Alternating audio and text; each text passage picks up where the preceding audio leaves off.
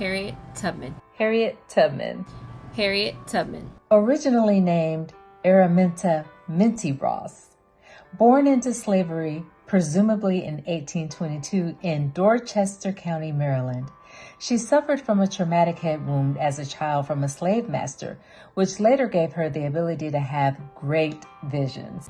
In 1844, she married a free black man named John Tubman. In 1849, at the age of 27, Tubman escaped her slave master and traveled to Philadelphia.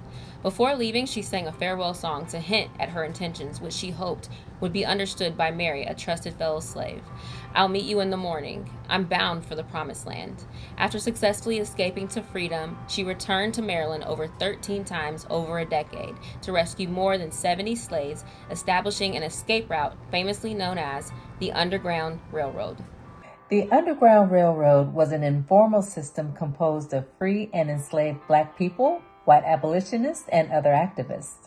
Religious Society of Friends, often called Quakers, were influential in providing routes and safe houses for this system and were some of the first stops during Tubman's escape.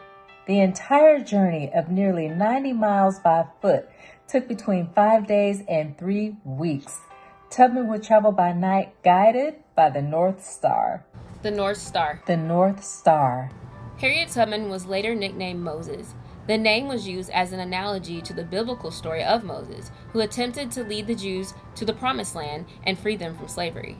She passed in 1913 in Auburn, New York. In her home, she established as the Harriet Tubman Home for the Aged. One of Tubman's most profound quotes stated, "There was one of two things I had a right to, liberty or death. If I could not have one, I would have the other." This has been a Black History Month moment brought to you by Black Excellence Leadership Council. Until next time.